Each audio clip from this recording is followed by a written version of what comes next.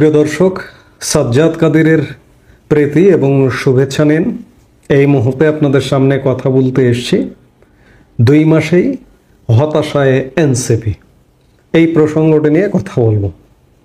বাংলাদেশে প্রচলিত রাজনৈতিক ব্যবস্থা, প্রধান যে রাজনৈতিক দলগুলো, বিশেষ করে আওয়ামী লীগ, বিএনপি, এর বাইরে একটি তৃতীয় শক্তি উত্থানের একটা বিশাল সম্ভাবনা ছিল।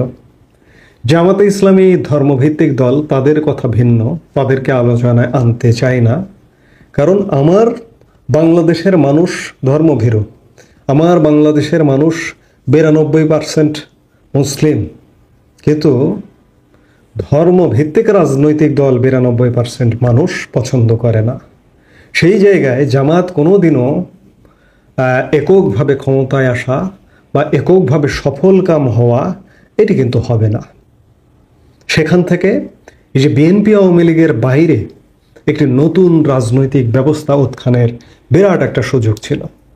কারণ বিগত সময়ে আমরা 54 বছরের ইতিহাসে দেখে আসছি যে বিএনপি, আওয়ামী লীগ কিংবা জাতীয় পার্টির দেশ শাসন, প্রত্যেকটি রাজনৈতিক দল দুর্বৃত্তপনায় ভরপুর। সেই জায়গা থেকে যদি একটি দুর্বৃত্ত মুক্ত রাজনৈতিক প্ল্যাটফর্ম গড়ে উঠত, তাহলে মানুষ সেটাকে লুফে নিত। কিন্তু বাংলাদেশের মানুষের দুর্ভাগ্য যে আজও এমন একটি তৃতীয় শক্তি গড়ে ওঠেনি। এই যে নতুন যে রাজনৈতিক দল এনসিপি, একদম তারুণ্য নির্ভর, এবং এই ছেলে মেয়েগুলো সব শিক্ষিত। কেন্দ্রীয় যারা সমন্বয়ক, তারা ম্যাক্সিমাম ঢাকা বিশ্ববিদ্যালয়ের শিক্ষার্থী, বর্তমান এবং সাবেক শিক্ষার্থী, তাদের দিয়ে গঠিত। এই ছেলেগুলো, এই তারুণ্যের শক্তি সত্যিকার অর্থে যদি শক্তি হতো, তাহলে বাংলাদেশের রাজনীতিকে পাল্টে দিতে পারত। কিন্তু সত্যিকার অর্থে তারা যে সময় মাঠে নেমেছে জুলাই অগাস্টে, কোটাকে সামনে রেখে, কিন্তু কোটার পেছনে তারা আসলে মাঠে নেমেছে ষড়যন্ত্রকে কেন্দ্র করে। অর্থাৎ বিগত আওয়ামী লীগ সরকারের পতন ঘটাতে হবে, ঘটিয়ে একটা নতুন কিছু করতে হবে। কিন্তু নতুন কিছুটা যদি ভালো হতো, মানুষ লুফে নিত। এদের হাতে ব্যাপক সুযোগ ছিল, কিন্তু সেই সুযোগটিকে কাজে না লাগিয়ে, সেই সুযোগটাকে পাশ কাটিয়ে তারা পুরনো ধ্যান ধারণায় বিশ্বাস করে। সমন্বয়ক থেকে হয়েছে রাজনৈতিক দল, নতুন রাজনৈতিক দল এনসিপি, জাতীয় নাগরিক পার্টি। এই এনসিপির যে কেন্দ্রীয় নেতারা, তারা পুরনো রাজনৈতিক ধ্যান ধারণার যে দুর্বৃত্তপনা, সেই দুর্বৃত্তপনার চর্চা করছে। সমন্বয়ক বা এনসিপির নেতা, তারা চালচুলোহীন দরিদ্র পরিবার থেকে একজন এসেছে। দারিদ্রতা কোনো পাপের বিষয় নয়, দারিদ্রতা অহংকারের বিষয়। দারিদ্রতা থেকে আলোকিত জায়গায়, আলোর পথে আসতে পারাটা, এটা কিন্তু অ্যাপ্রিসিয়েট করবার মতো। কিন্তু সেই দারিদ্রতা ডিঙিয়ে অবৈধ উপায়ে আলোর দিকে আসতে চাইবেন, সেটি কিন্তু নিন্দার, ঘৃণার। এই যে নতুন রাজনৈতিক দলের নেতারা সেটি করছে। কেউ শতাধিক গাড়ি বহর নিয়ে মাঠে নামছে, কেউ এই 8-9 মাসের মধ্যে গাড়ি ছাড়া বাড়ি যায় না, বিমান ছাড়া চলে না, হেলিকপ্টার ছাড়া চলে না। এরা যদি আগের জীবনটাকেই রাখতো, বাড়ি থেকে ভ্যানে চলাফেরা, সাধারণ যাতায়াত, তাহলে এরা কিন্তু মানুষের কাছে গ্রহণযোগ্যতা পেত। কিন্তু এরা গ্রহণযোগ্যতা পাচ্ছে না এদের এই ধরনের বিতর্কিত কর্মকাণ্ডের কারণে। বাংলাদেশের আকাশে যে একটা নতুন রাজনৈতিক প্ল্যাটফর্ম, সেটি দুঃস্বপ্নই থেকে গেল, যার কারণে এরা সফল হলো না এবং জনপ্রিয়তাও পেল না। এবং তারা নিজেদের মধ্যে এটি এখন ধীরে ধীরে আত্মজিজ্ঞাসা করতে শুরু করেছে। গত বৃহস্পতিবার এনসিপির একটি সভা হয়েছে। তৃতীয় সাধারণ সভায় দলীয় কার্যক্রম নিয়ে এনসিপির নেতারা নিজেরা নিজেদের মধ্যে ক্ষোভ প্রকাশ করেছেন। দুর্নীতি, স্বজনপ্রীতি, দলীয় নীতি বিরুদ্ধ কর্মকাণ্ড, সংগঠন বিস্তারে কার্যকর কোনো উদ্যোগ না নেওয়া সহ বিভিন্ন ইস্যুতে দলীয় কাঠগড়ার মুখোমুখি হতে হয়েছে জাতীয় নাগরিক পার্টি এনসিপির শীর্ষ নেতাদের। জবাবদিহিতা চাওয়া হয়েছে আহ্বায়ক নাহিদ ইসলাম সহ শীর্ষ নেতাদের কাছে। বলা হয় যে নানা কর্মকাণ্ডে আমাদের 60 ভাগ রাজনীতি শেষ হয়ে গেছে, বাকি 40 ভাগ কতটুকু ধরে রাখতে পারবো এটা নিয়ে শঙ্কা আছে। বৈঠকে একজন নেতা বলেন, জাতীয় রাজনীতিতে এনসিপির যে সম্ভাবনা ছিল তার 30% একজনের কারণেই নষ্ট হয়ে গেছে। আমি সম্ভাবনার কথা খানিক আগে বললাম যে এরা অনেক কিছু করে দেখাতে পারত। গণ অভ্যুত্থানের সময় গুরুত্বপূর্ণ দায়িত্ব পালন করা শীর্ষ ওই ছাত্রনেতার নাম উল্লেখ করেই তিনি বলেন, এনসিপি বা নাগরিক কমিটির কোনো পদে না থেকেও তিনি সব জায়গায় হস্তক্ষেপ করার চেষ্টা করছেন।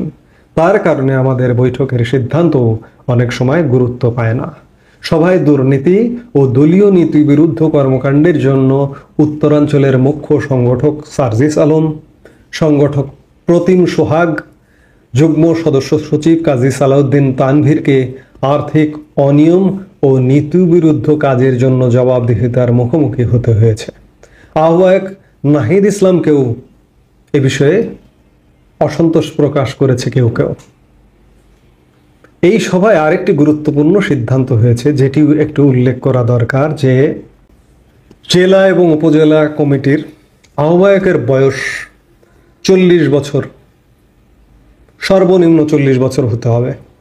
এটি একটি গুরুত্বপূর্ণ সিদ্ধান্ত। এটি গুরুত্বপূর্ণ এই জন্যই বলছি যে যেখানে কেন্দ্রীয় আহ্বায়কের বয়স 30 বছর হবে কিংবা 30-এর কোঠায় সবার, জুনিয়র বয়সে জুনিয়র, তাদের নেতৃত্ব জেলা উপজেলা কমিটি মানবে, এটি কিভাবে আশা করেন? অর্থাৎ মানবে না। আমি যেটি বলছিলাম যে 2 মাসেই তারা হতাশায় নিমজ্জিত। হতাশায় নিমজ্জিত হওয়ার কারণ হচ্ছে বিগত 2 মাসে এনসিপির কোনো কার্যক্রম আসলে দৃশ্যমান নেই, ঢাকাতেও নেই, এমনকি ঢাকার বাইরে জেলা উপজেলায় একটা নতুন রাজনৈতিক দল কিংবা আগামীতে ক্ষমতায় যাবে এমনটা যদি হয়, যেভাবে বিস্তার লাভ করা দরকার সেই বিস্তার লাভ করবার কোনো চিহ্ন নেই। ঢাকার বাইরে এটির কোনো কার্যক্রমই নেই। আমরা অনেকদিন ধরে এদের বিতর্কিত কর্মকাণ্ড সমন্বয়ক হিসেবে যে বিতর্কিত কর্মকাণ্ড দেখে আসছিলাম, তাতে বলছিলাম যে এনসিপি বাংলাদেশে কোথাও নির্বাচনী রাজনীতিতে একটি আসনও পাবে না, এমনকি জামানত বাজেয়াপ্ত হতে পারে। বিতর্কিত কর্মকাণ্ড দেখছিলাম, এজন্য বলছিলাম। কিন্তু বিগত 2 মাসে যখন এরা রাজনৈতিক দল হিসেবে এলো, তাদের আসলে কার্যক্রম একদম শূন্যের কোঠায়। এখন পর্যন্ত নির্বাচন কমিশনে নিবন্ধনের কোনো ব্যবস্থা হয়নি। ইলেকশন নিয়ে যে অগ্রগতি নিজেদেরকে এগিয়ে নিয়ে যাবে তার কোনো কার্যক্রম হয়নি। অর্থাৎ এই দলটি আসলে, আমাদের বাংলাদেশে অনেক প্যাট সর্বস্ব দল আছে না, এই যে আজকে একটা খবরে দেখলাম গত 8 মাসে 22টি নতুন রাজনৈতিক দল এসছে, যেগুলো প্যাট সর্বস্ব। এনসিপিও আসলে প্যাট সর্বস্ব রাজনৈতিক দলের ভূমিকায় অবতীর্ণ হতে যাচ্ছে আসলে। কারণ একটা জিনিস, একটা দিনের সকালটা দেখলে তার পুরো দিনটা কেমন যাবে এটা বোঝা যায়। এনসিপির আমরা সকালটা দেখে ফেলেছি, 2 মাস মানে এনাফ টাইম। এর ভবিষ্যৎ কি হবে বোঝাই যাচ্ছে। কাজেই ঘুরে ফিরে বাংলাদেশের মানুষের ভাগ্যে সেই আওয়ামী লীগ বিএনপির মধ্যেই থাকতে হবে। তাই আমাদের প্রত্যাশা যে আওয়ামী লীগ বিএনপি আমরা থাকবো, ঠিক আছে, পুরনো রাজনৈতিক ব্যবস্থাতেই থাকবো, কিন্তু আওয়ামী লীগ বিএনপি 2 দলের ভেতরেই গণতন্ত্রের চর্চা করতে হবে। সবার আগে নিজের দলে গণতন্ত্রের চর্চা থাকতে হবে। নিজের দলে যদি গণতন্ত্রের চর্চা না থাকে তাহলে দেশে কখনোই গণতন্ত্র প্রতিষ্ঠা হবে না। এই মুহূর্তে সবচেয়ে সমালোচিত সব মহলে আওয়ামী লীগ গত 16 বছরে নিজ দলে কোনো গণতন্ত্র প্রতিষ্ঠা করেনি। আওয়ামী লীগের কোথাও কোনো জায়গায় কোনো কাউন্সিল ভোটের মাধ্যমে হয়নি। হঠাৎ করে আওয়ামী লীগ প্রধানের মনে হয়েছে যে ওরে নিয়ে আসো, ওরে এমপি বানায় দাও, নিয়ে এসে বানায় দিয়েছে। ওরে দলের সভাপতি বানায় দিয়েছে। ওরে উপদেষ্টা বানায় দিয়েছে। একইভাবে বিএনপির ক্ষেত্রেও প্রযোজ্য। বিএনপির যে কমিটি, জেলা উপজেলা বিভিন্ন কমিটি নেতৃত্ব নির্বাচন, যেটি উন্নত বিশ্বে যে রাজনৈতিক দলগুলোর গণতান্ত্রিক উপায়ে নেতৃত্ব নির্বাচিত হয়, আমাদের এখানে সেই চর্চাটি নেই।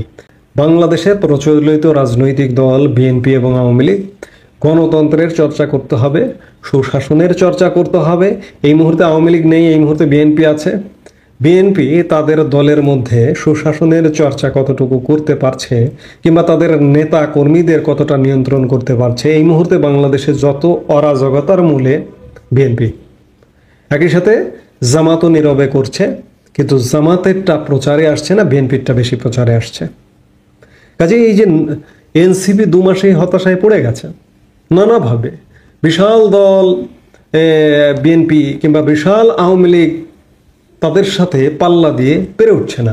আওয়ামী লীগ এই মুহূর্তে নেই, তারপরে প্রতিনিয়ত এনসিপির নেতাদের ভীতি প্রকাশ পেয়ে যায়। এই যে গতকালকেও এনসিপির মুখ্য সংগঠক দক্ষিণাঞ্চল হাসনাত আবদুল্লাহ ফেসবুকে আওয়ামী লীগ নিয়ে পোস্ট দিয়েছেন। অর্থাৎ এগুলো ভীতি থেকে আসছে। কাজ করুন, আপনারা কাজ করুন, কিন্তু কাজ করছেন না। কোন দল আসছে, কোন দল যাচ্ছে, কোন দলকে নিষিদ্ধ করবে, নিষিদ্ধ করবার আপনি দাবি তুলছেন।